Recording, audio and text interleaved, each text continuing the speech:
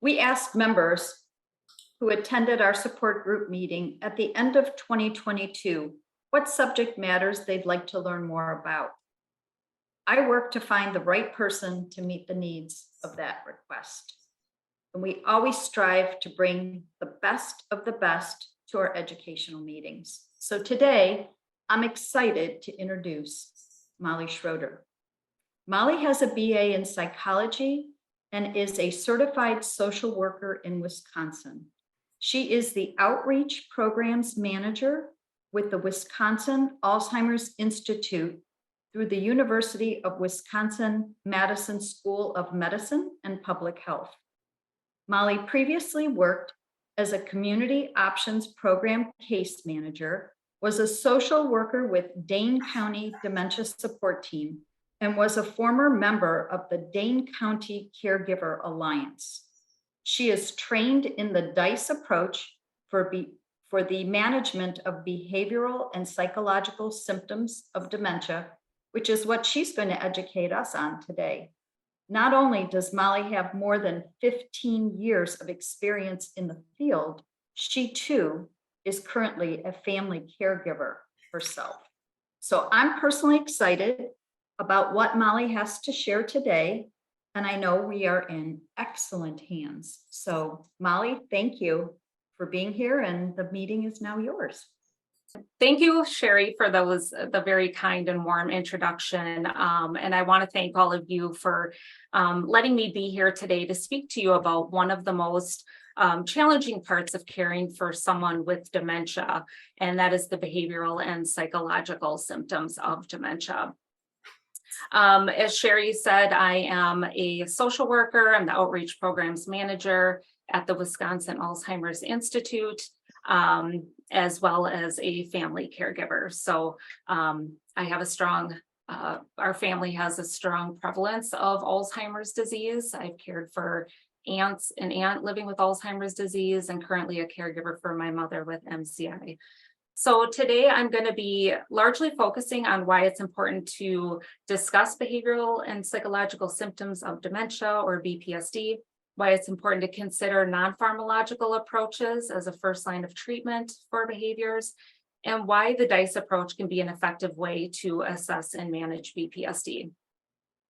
So here are just my disclosures. I'm funded through the Wisconsin Alzheimer's Institute and a grant through the Institute for Clinical and Translational Research. So I want to start with just some brief facts and figures about why this information is important today. And this information comes from the Alzheimer's Association Facts and Figures report that they put out yearly. So currently we have more than 6 million people in the United States living with Alzheimer's disease, which is a pretty staggering number. But fortunately, it's starting to grab more of the attention of healthcare systems and communities to address this concern. By the year 2025, there in Florida, you guys will be home to 720,000 people living with dementia due to Alzheimer's disease. So our aging population and those who will be affected by dementia is rapidly growing, and we want to contribute to the education and research and supports to our healthcare systems and families so that everyone is ready to meet the demands. More importantly, and how it relates to my topic today, is that research has shown that approximately 90% of people with dementia will experience at least one type of behavioral and psychological symptom of dementia, or BPSD.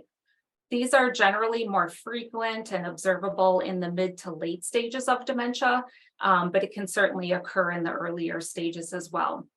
Unmanaged BPSD can affect a person's quality of life, increase their safety risks, and greatly affect caregivers as well. So caregivers of people living with dementia tend to have more negative health outcomes, financial outcomes, psychological impacts, and on top of just other things they have to manage, like caring for their own healthcare needs. So this affects caregivers of people with dementia more than caregivers of people with other diseases such as cancer.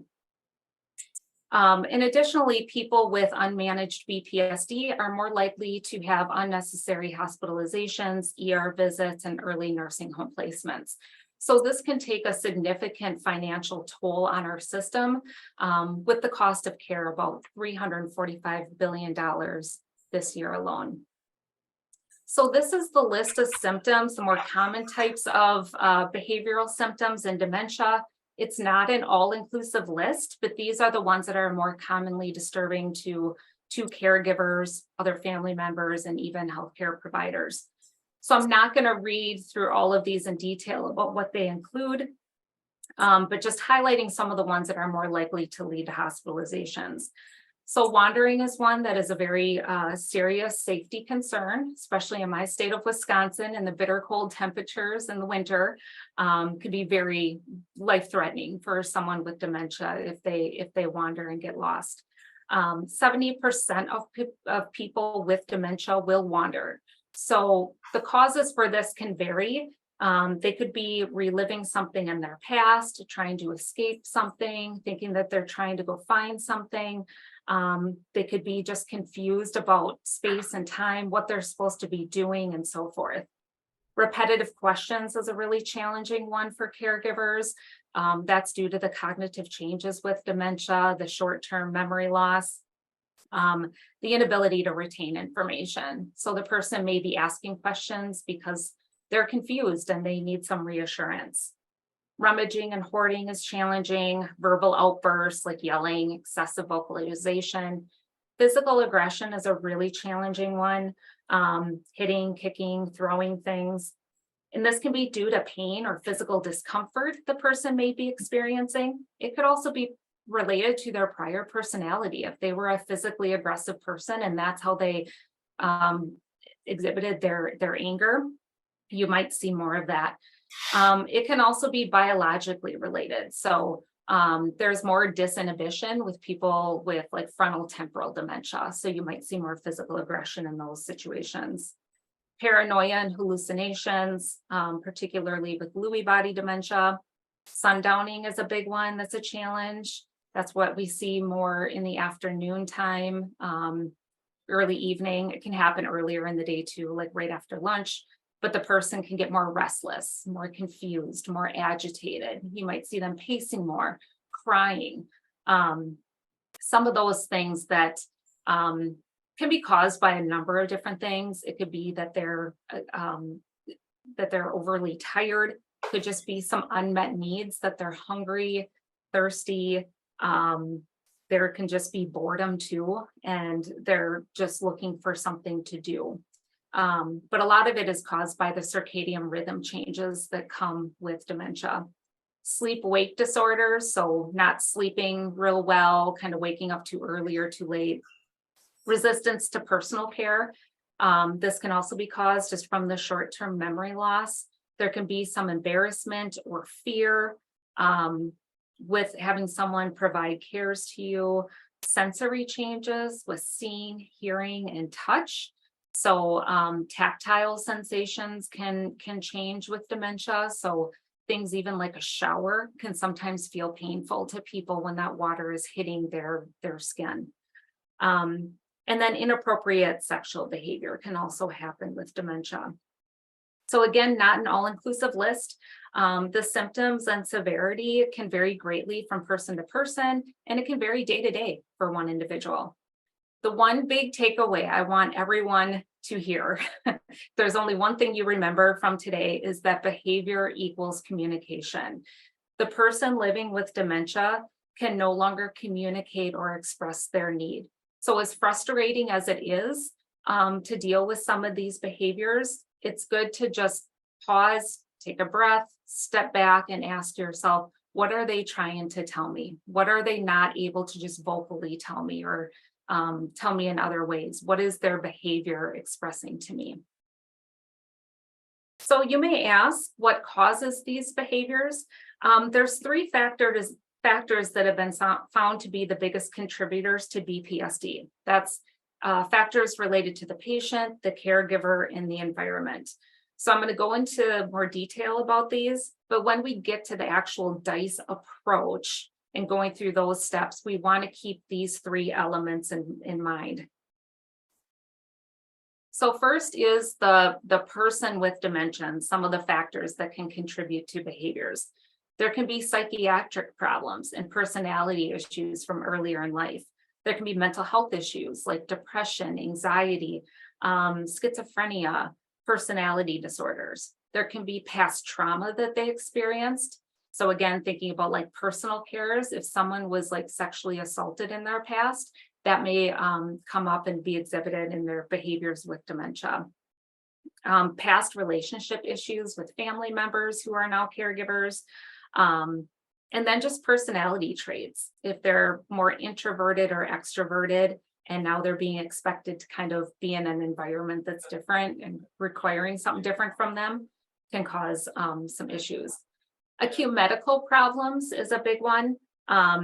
If there is a sudden onset of a behavior, something that seems really out of the norm and really intense, this is kind of a red flag that there's something medically going on. It could be an illness, an infection, such as UTI, pneumonia. The person could be constipated or dehydrated. They could be having some medication side effects. So think about if they started a new medication or if there's an interaction with some of their meds. Could also be pain from an injury. So unfortunately, older adults with dementia are at higher risk of falling. And it's not uncommon for people to have pretty severe injuries, such as a fracture, and still be walking around with that fracture. So they could be expressing that they're in pain. Sensory changes like loss of hearing or sight, being more sensitive to touch. Vision and hearing impairments are very common in dementia. Also, changes in smell and taste can happen. So they may start refusing to eat, refusing to take their medications. That could be a change in taste. And again, the touch sensation can be the last one to be affected with dementia. But someone could have too little touch, too much touch, that can increase their levels of behaviors. Unmet needs is one that is easily missed, and it's a very simple one to pay attention to. Is that person simply hungry or thirsty? Are they too hot? Are they too cold? Are they tired? We really want to keep in mind that they just may have some simple discomfort that they're trying to get addressed. They could also have some boredom, fear, loss of purpose, feeling like if they don't have an activity to do, they're going to wander around and maybe try to find something to do. When we think about pain, we also want to think not just physical pain, but emotional pain. There can be frustration if they can no longer do a certain task that's beyond their ability. They can feel threatened, they can feel depressed, and so forth. Environmental factors can impact someone with dementia and lead to challenging behaviors. It's a big one we don't want to ignore, but it's one that's easy to overlook as well. So as the person's caregiver or working with their care team, if they're in a facility, we really want to think about all aspects of the environment. If the room is too overstimulating, understimulating, if it seems unsafe, if it's cluttered, there's a lack of activity and structure, those can contribute to behaviors. One thing that's important to know is that someone with cognitive deficits are they're always remapping and processing their surroundings all the time. So even if they're in a space that they should be familiar with, if they've lived in your home their entire lives, simple changes can lead to a lot of distress and some behaviors. So for instance, rearranging furniture or just moving the couch from the left side of the room to the right side of the room can cause some confusion and more difficulty for them to process. Well, now this landmark has moved in the room. Where do I go? I'm used to sitting over here, not over there. If there's a change in staff or caregivers in the home, that can be distressing. So think about if there's someone new coming into your space, and a new person that's doing your meals, a new person that's helping you with your personal cares, a new person helping you get dressed. That can be upsetting. So we want to try to keep things as consistent as possible. We want to think about the noise level in the environment. If there's blaring TVs, too loud of music, too loud of people, all those things, we want to just try to make sure that noise is not disturbing the person. And particularly with TVs, I see this often is we need to be careful about what's on TV. There's a lot of distressing news in the world, and it can be challenging for someone with dementia to really reason with that information and to know, if there's a shooting going on somewhere else in the world, they may feel like that they're in danger. We had a client that I heard about who was kind of panicking and feeling like she was drowning. We come to find out her husband was watching fishing shows. So she was seeing a lot of water, and she already had a fear of water, but she was being exposed to that daily, and she was demonstrating some behaviors. Lighting, we want to make sure there's enough lighting for someone to navigate around a room safely, trying to make sure we prevent falls, reduce shadows and glares that can be perceived as something threatening in the room. Glare sensitivity can increase with age, so keeping that in mind. Mirrors as well, the reflection, seeing their own reflection in a mirror can be distressing. For some people, it can be a positive thing. They start having a conversation with that person in the mirror, but for others, they may feel like that person is following them. Overstimulation in the room, again, too many people or too many things going on. Someone with dementia can't shut out that external stimuli. Making sure that there's signs and cues for navigating safely around a home or facility, where to find the bathroom, where to find the kitchen, the bedroom. Again, kind of thinking about landmarks too. If something gets moved or is out of place, that can throw the person off. Having as much structure and routine as much as possible, keeping things consistent with meal schedules, sleeping schedules, personal cares, activities. And with activities, it's really important to have those for people with dementia, no matter what stage that they're in. People with dementia still need to have tasks and activities that are meaningful and purposeful and tailored to their interests, tailored to their cognitive and physical levels. So for instance, my aunt who had dementia worked at Macy's department store for years, and she knew everything about linens and towels, and she loved them. Folding those regularly was an important task for her, and it kept her distracted, kept her from wandering out of her facility. But she felt a sense of purpose that she was helping other people. So this is just a picture of a room at a facility as an example. Looks pretty standard, nothing, glaringly concerning. But when we look at it through the lens of someone with dementia, there are some things we want to consider. So there's a lack of color contrast going on. We have a dark floor with dark furniture, with dark couches, dark picture frames.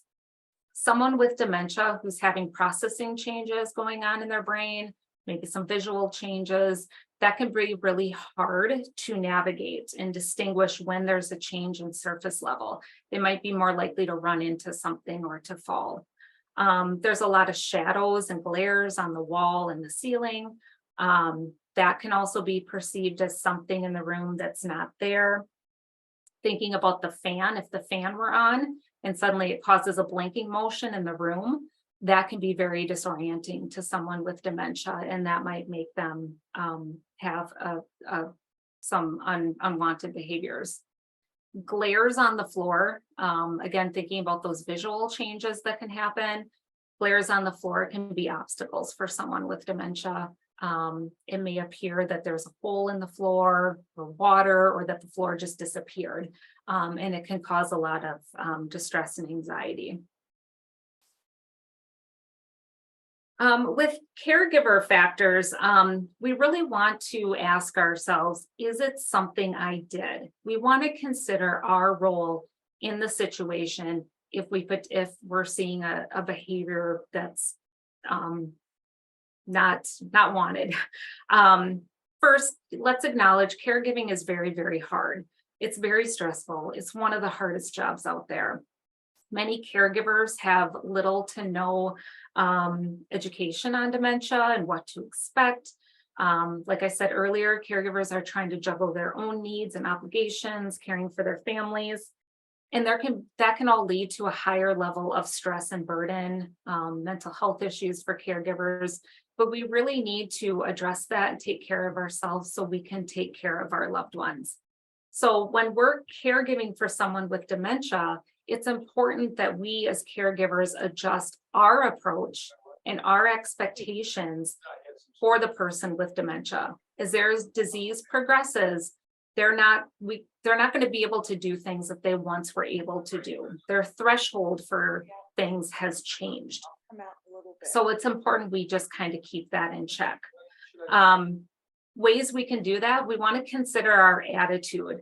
We want to think about, what are we bringing to the situation? Are we being relaxed? Or are we being anxious? Are we bringing home some of our stress from work? We should be leaving those issues at the door when we come to take care of our loved one. I often tell caregivers, sometimes you got to fake it till you make it. You got to just kind of leave your stress and worries and then come in with a smile on your face, ready to caregive. And it's a hard thing to do. It does take practice.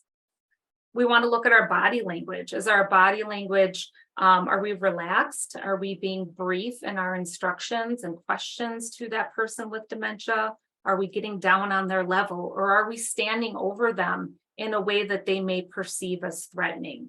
Are we being rushed? Are we rushing them? We need to be mindful of what our body language is expressing to them, including our tone of voice, watching our speech, making sure we're not yelling or being demanding, but rather being cheerful, calm, and relaxed. Speaking slow, loud enough that they can hear us, but not yelling. And then facial expressions. Are we smiling? Are we grimacing? Are we gritting our teeth? These are things that someone with dementia can still read as communication. They may not be able to talk about what they're feeling, but if they can reflect back to us what we're showing them. So I think about a couple things that are universally contagious, and that's a smile and a yawn. We smile at someone, they're more likely to smile back. We yawn, they're going to yawn. So keep that in mind. How can we address these factors and work on areas of communication? Understanding that the person with dementia is not acting out on purpose. They're just losing their ability to do things they could once independently do. We want to practice positive communication, avoid saying no or you can't, allowing enough time for them to respond. We want to be mindful of our own relationship with that person. If I'm caring for my mom and we didn't have a great relationship when I was growing up, how can I address that so that I can be a better caregiver to her? I just needing to be aware of what are those family dynamics? How are they playing into the situation? Reading emotions.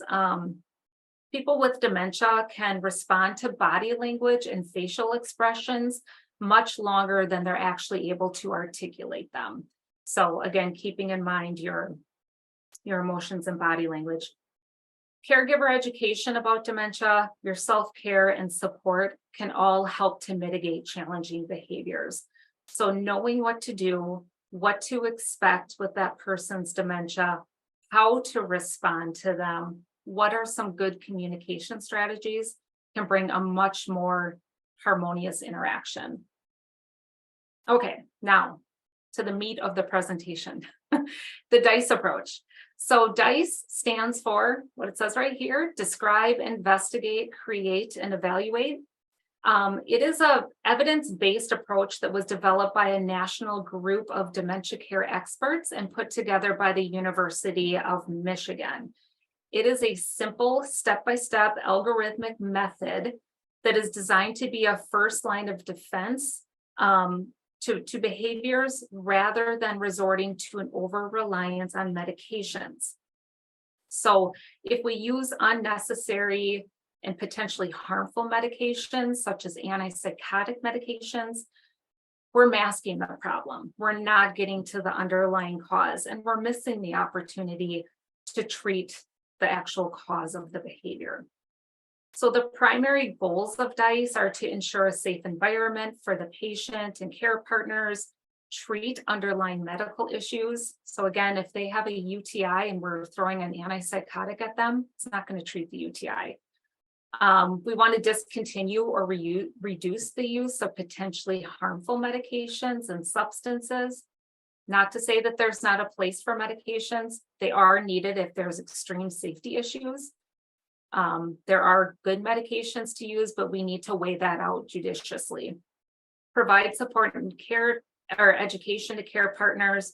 And then the main goal of DICE is to develop a psychological, behavioral, and environmental management plan.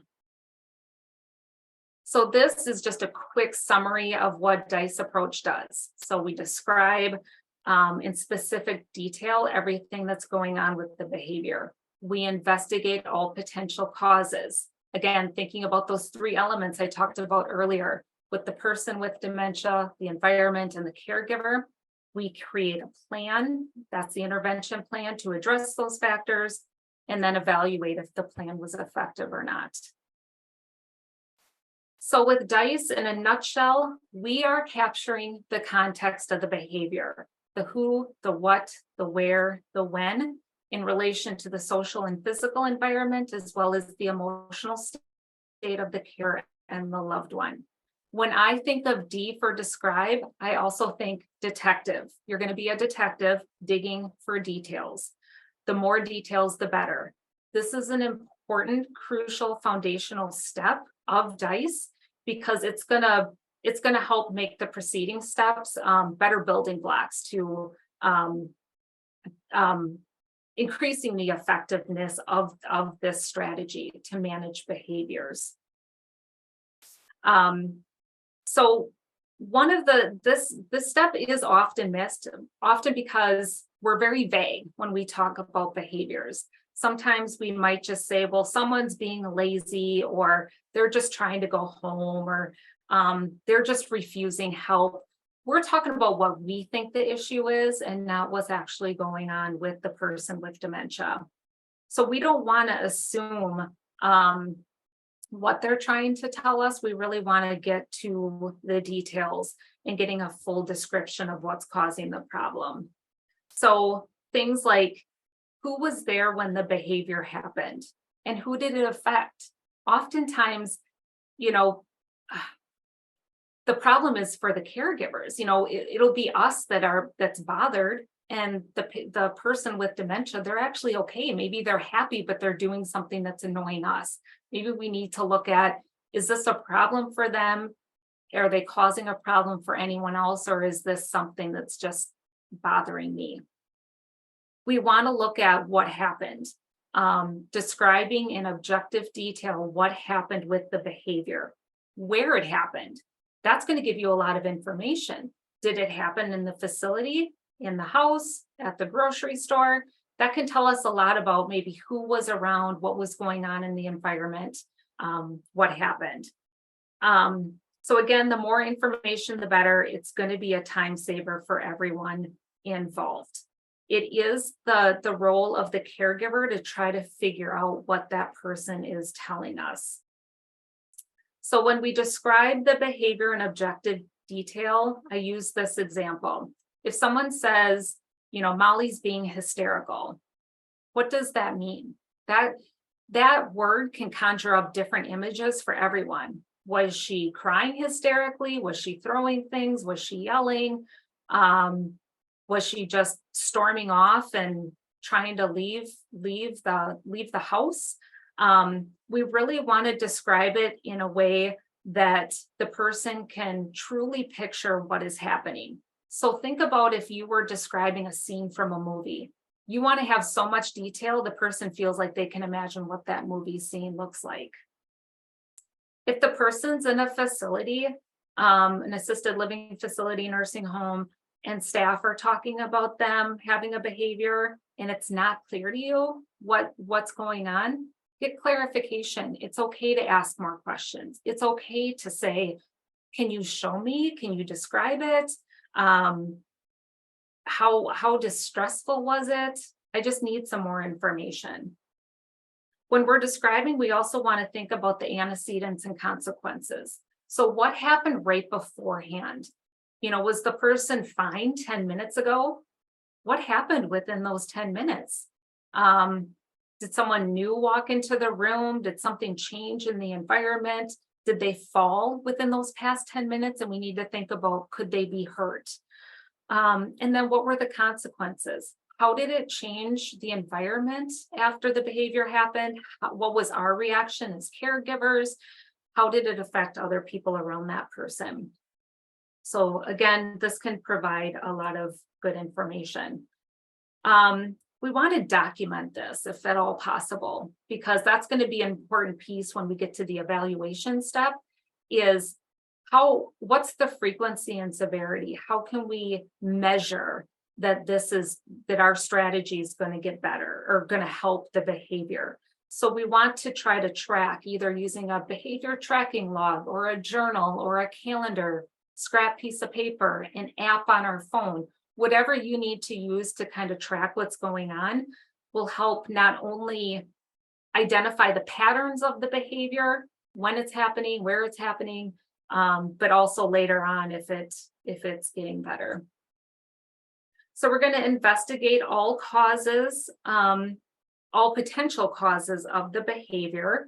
Again, looking at what happened right before the behavior and what happened right after. So with the person with dementia, one big thing is ask them. We forget to do that. Talk to the person with dementia. They may be able to express to you what is going on, what they're feeling, what's bothering them. We want to think about those medical causes. Are they dehydrated? Do they have an infection? Are they not feeling well? Are their blood sugars off? That they're having some confusion, feeling weak? Is it a worsening of their chronic illness, like congestive heart failure, COPD, or arthritis? Unmet needs. Again, has it been a while since they've had some water and maybe they're dehydrated? They don't know where to get water. Let's get them some water, some food, see if they're tired, maybe need to take a nap. Could there be something going on with their sensory changes that are causing the behaviors? Maybe we need to get their glasses on or their hearing aids in. Again, thinking about, are they too hot or too cold? Is it something on their clothing that's bothering them, that's causing some pain or discomfort? It can also just be a progression of the disease where there's an increase in confusion. They're getting stuck on an action or a thought. They're feeling more embarrassed, more confused, more fearful, that sort of thing. We want to look at the caregiver approach. Again, what are our feelings and reactions? What are we bringing to the table? Are our expectations too high for that person? Are we asking them to do something that they can no longer do? Maybe we need to step back, offer fewer choices to them. If we're planning out a meal to give them, and we're asking them, do you want this, this, or this? And do you want this on the side and this to drink? That's going to be too overwhelming for someone with dementia. Maybe we need to slow down and just offer a couple of things. The environment, again, looking at lighting, how difficult is it to navigate? Is it overstimulating or understimulating? Did we provide some activities for that person to do? Some things to keep them busy or give them a sense of purpose. So now that we've investigated some things, we want to put that together and create a plan. So this is our intervention plan. So some things to consider with the plan. Try to include as many people as you can in developing this that know that person with dementia really well. Pulling in a bunch of different perspectives is really helpful, especially if there's like a different caregiver in the morning and a different caregiver in the evening. They're going to see different aspects of that person throughout the day. So don't be afraid to create the plan with other caregivers, the physical therapist, the doctor, and so forth. We want to have multiple plans in our back pocket to use. There can be multiple causes to the behavior. There can be multiple things going on, and what works one day may not work the next. So we need to be very flexible and have other plans as a backup. So with all the intervention strategies, they should all be personally tailored to that person with dementia, but there's some main ones that are universal for everybody. Considering safety and risk factors first and foremost, addressing anything like driving concerns, significant aggression, falls, wandering, things that we want to reduce or eliminate those safety risks right away. Addressing the underlying medical problems.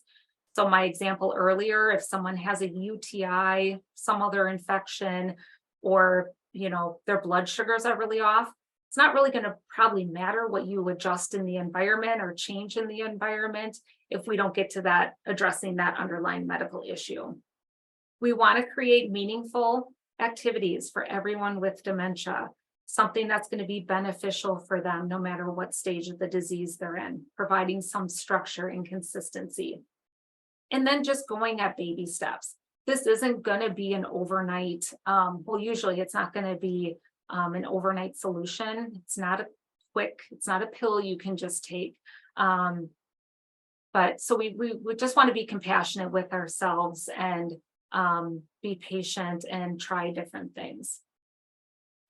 So in the plan, we want to include caregiver approaches, making sure we're educating ourselves on communication techniques, how to care for that person with dementia.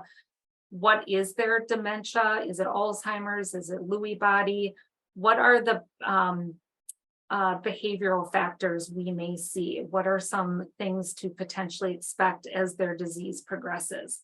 We want to take care of our own health, our own mental health, physical health, getting support, getting respite when needed.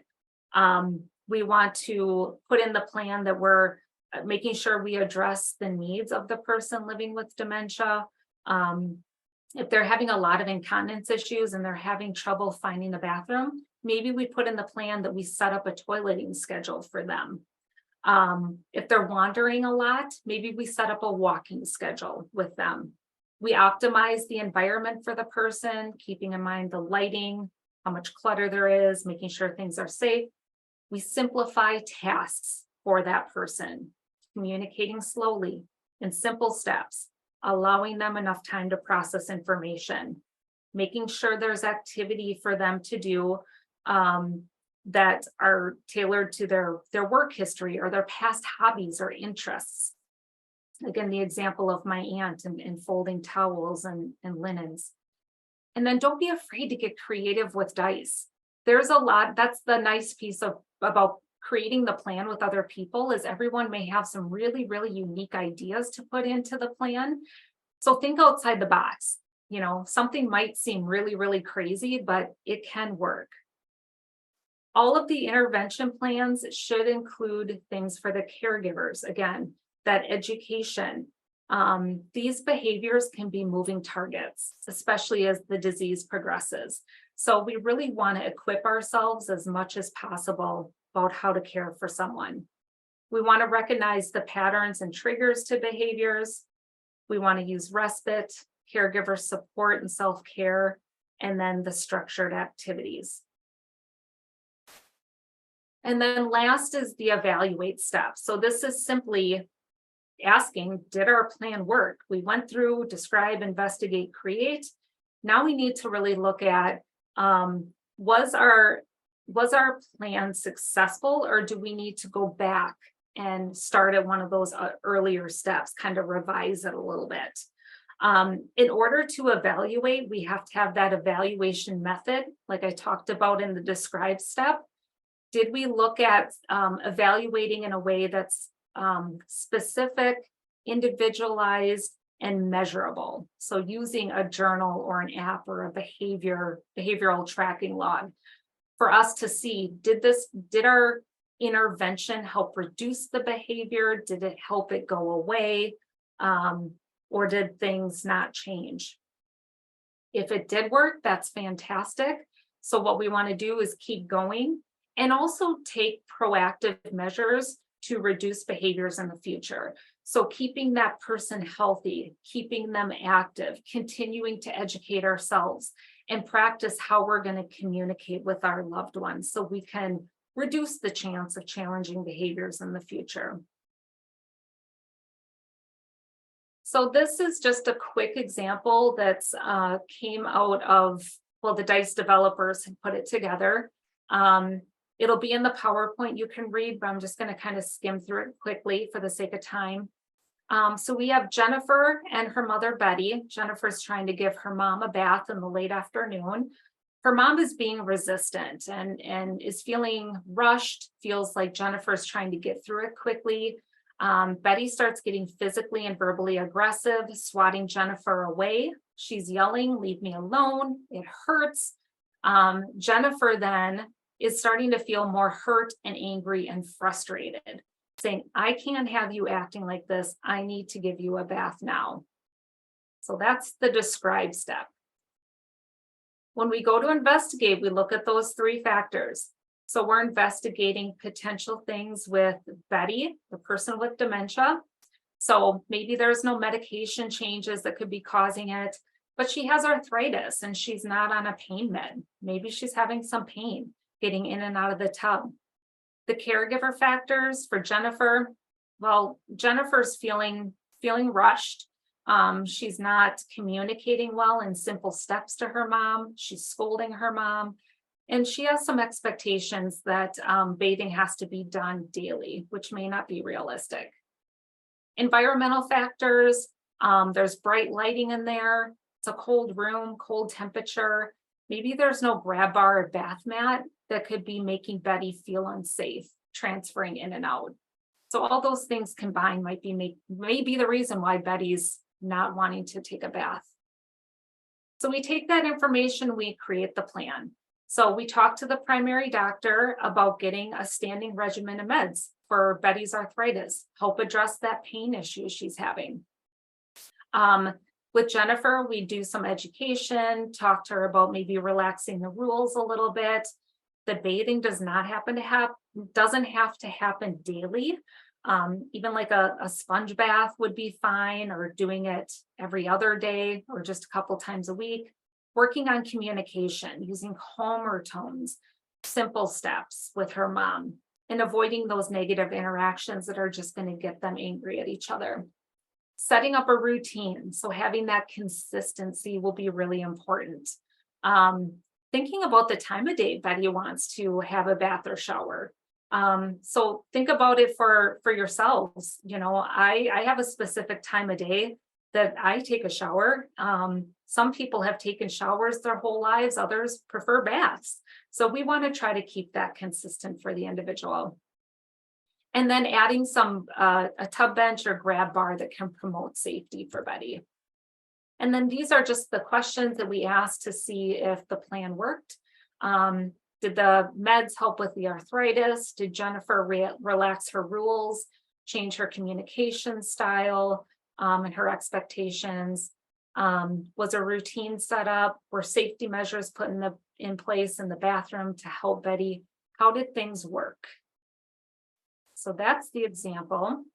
This is a DICE worksheet that we created. I can email it to you all. I can send it to Sherry to send out. It's just a quick way to jot notes as you're working through DICE, trying out some of these steps. If there's a behavioral issue you want to address with the person you're caregiving for, you can also take a scrap piece of paper and just write down DICE and go through it. But this has kind of little cues to get you as a reminder to get you thinking as you work through the steps. And then lastly is the online DICE training. So this training was developed by or created by the developers of DICE and put online for caregivers and professionals to purchase. So I just want to say I am not affiliated in any way with this website or this training. There's no financial incentive or any profit I get from this. So I think this is just a great training for people to get more information and actually learn a little more about these steps. So if you're interested, you can go to this website. The training is $70, but it does give you a full year subscription to the program. It allows you to view the training modules at your own pace, so you can start and stop them anytime. And then you can also go back during that year and review the modules at your convenience. There's also a link on there for a DICE manual if you want. You don't need it to do the online training, but you can kind of have it as a quick reference in your home if you'd like. So I am happy to take any questions. I know that was a lot of information I threw at you, but I appreciate you guys listening. I have my contact information here and happy to take any questions.